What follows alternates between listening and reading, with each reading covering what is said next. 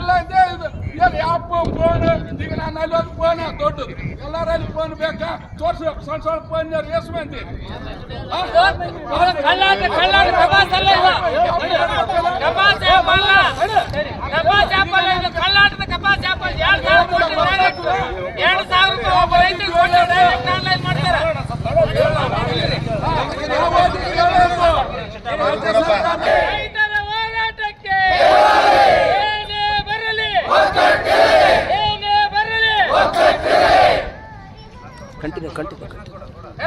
ಜಿಲ್ಲೆಯ ರೈತರ ಜ್ವಲಂತ ಸಮಸ್ಯೆಗಳನ್ನು ಪರಿಹರಿಸುವಂತೆ ಆಗ್ರಹಿಸಿ ಕರ್ನಾಟಕ ರಾಜ್ಯ ರೈತ ಸಂಘ ರಾಯಚೂರು ಜಿಲ್ಲಾ ಘಟಕದ ನೇತೃತ್ವದಲ್ಲಿ ರೈತರು ಶುಕ್ರವಾರ ನೂತನ ಜಿಲ್ಲಾಧಿಕಾರಿ ಕಚೇರಿ ಎದುರು ಪ್ರತಿಭಟನೆ ನಡೆಸಿದರು.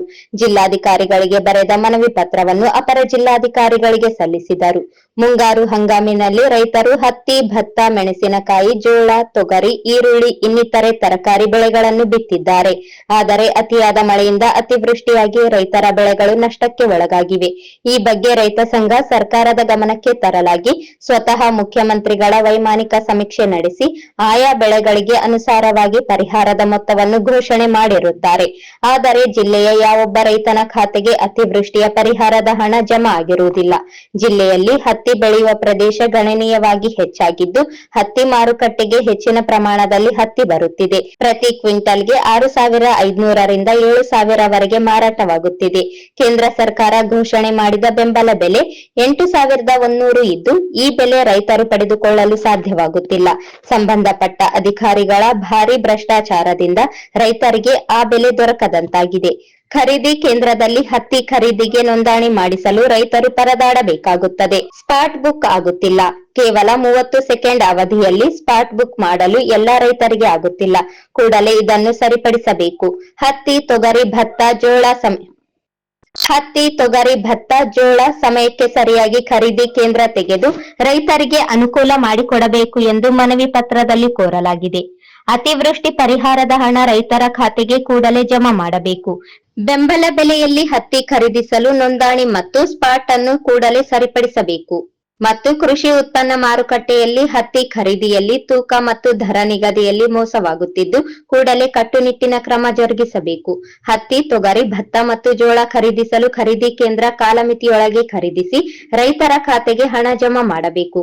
ಬೆಂಬಲ ಬೆಲೆಯಲ್ಲಿ ಜೋಳ ಖರೀದಿಸಲು ಜಿಪಿಎಸ್ ಮಾಡುತ್ತಿಲ್ಲ. ಕೂಡಲೇ ಅದನ್ನು ಪ್ರಾರಂಭಿಸಬೇಕು. ಅತಿಯಾದ ಮಳೆಯಿಂದ ಗ್ರಾಮೀಣ ಭಾಗದ ರಸ್ತೆಗಳು ಸಂಪೂರ್ಣ ಹದಗೆಟ್ಟಿದ್ದು ಕೂಡಲೇ ದುರಸ್ತಿಗೊಳಿಸಬೇಕು. ಜಲಜೀವನ್ ಮಿಷನ್ ಯೋಜನೆ ಅಡಿಯಲ್ಲಿ ಜಿಲ್ಲೆಯಲ್ಲಿ ಕಾಮಗಾರಿ ತೀರಾ ಕಳಪೆಯಾಗಿದ್ದು ಕೂಡಲೇ ಉನ್ನತ ಮಟ್ಟದ ತನಿಖೆ ಮಾಡಿ ಸೂಕ್ತ ಕ್ರಮ ಕೈಗೊಳ್ಳಬೇಕು. ಜಿಲ್ಲೆಯಲ್ಲಿ ವಿದ್ಯುತ್ ಪೂರೈಕೆಯಲ್ಲಿ ವ್ಯತ್ಯಯ ಉಂಟಾಗುತ್ತಿದ್ದು ಕೂಡಲೇ ಸರಿಪಡಿಸಬೇಕು. ರಾಯಚೂರಿನಲ್ಲಿ ಮೆಣಸಿನಕಾಯಿ ಮಾರುಕಟ್ಟೆಯನ್ನು ನಿರ್ಮಿಸಬೇಕು.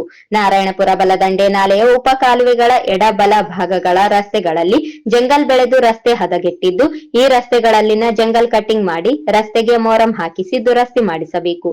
ಎಲ್ಲಾ ಸಮಸ್ಯೆಗಳನ್ನು ಪರಿಹರಿಸಲು ಸಂಬಂಧಪಟ್ಟ ಅಧಿಕಾರಿಗಳ ಸಮ್ಮುಖದಲ್ಲಿ ರೈತರ ಸಭೆಯನ್ನು ಕರೆದು ಚರ್ಚಿಸಿ ಕೂಡಲೇ ಪರಿಹಾರ ಸೂಚಿಸಬೇಕೆಂದು ಒತ್ತಾಯಿಸುತ್ತೇವೆ ಎಂದು ಮನವಿಯಲ್ಲಿ ತಿಳಿಸಲಾಗಿದೆ. ವಿಷಯ ಏನಂತಂದ್ರೆ ಜಿಲ್ಲೆಯ ರೈತರ ಜ್ವಲಂತ ಸಮಸ್ಯೆಗಳನ್ನು ಪರಿಹರಿಸುವ ಬಗ್ಗೆ ಮಾನ್ಯರೇ, ಪ್ರಸ್ತುತ ಮುಂಗಾರು ಹಂಗಾಮಿನಲ್ಲಿ ರೈತರು ಹತ್ತಿ, ಭತ್ತ, ಮೆಣಸಿನಕಾಯಿ, ಜೋಳ, ತೊಗರಿ, ಈರುಳ್ಳಿ ಇನ್ನಿತರ ತರಕಾರಿ ಬೆಳೆಗಳನ್ನು ಬಿತ್ತಿದ್ದಾರೆ. ಆದರೆ ಅತಿಯಾದ ಮಳೆಯಿಂದ ಅತಿವೃಷ್ಟಿಯಾಗಿ ರೈತರ ಬೆಳೆಗಳು ನಷ್ಟಕ್ಕೆ ಒಳಗಾಗಿವೆ. ಈ ಬಗ್ಗೆ ರೈತ ಸಂಘ ಸರ್ಕಾರದ ಗಮನಕ್ಕೆ ತರಲಾಗಿ ಸ್ವತಃ ಮುಖ್ಯಮಂತ್ರಿಗಳೇ ವೈಮಾನಿಕ ಸಮೀಕ್ಷೆ ನಡೆಸಿ ಆಯಾ ಬೆಳೆಗಳಿಗೆ ಅನುಸಾರವಾಗಿ ಪರಿಹಾರದ ಮೊತ್ತವನ್ನು ಘೋಷಣೆ ಮಾಡಿರುತ್ತಾರೆ. ಆದರೆ ಜಿಲ್ಲೆಯ ಯಾವೊಬ್ಬ ರೈತನ ಖಾತೆಗೆ ಅತಿವೃಷ್ಟಿಯ ಪರಿಹಾರ ಹಣ ಜಮಾ ಆಗಿರುವುದಿಲ್ಲ. ಜಿಲ್ಲೆಯಲ್ಲಿ ಹತ್ತಿ ಬೆಳೆಯುವ ಪ್ರದೇಶ ಗಣನೀಯವಾಗಿ ಹೆಚ್ಚಾಗಿದ್ದು ಹತ್ತಿ ಮಾರುಕಟ್ಟೆಗೆ ಹೆಚ್ಚಿನ ಪ್ರಮಾಣದಲ್ಲಿ ಹತ್ತಿ ಬರುತ್ತಿದೆ. ಪ್ರತಿ ಕ್ವಿಂಟಲ್ಗೆ 6,500 ರಿಂದ 7,000 ವರೆಗೆ ಮಾರಾಟವಾಗುತ್ತಿದೆ.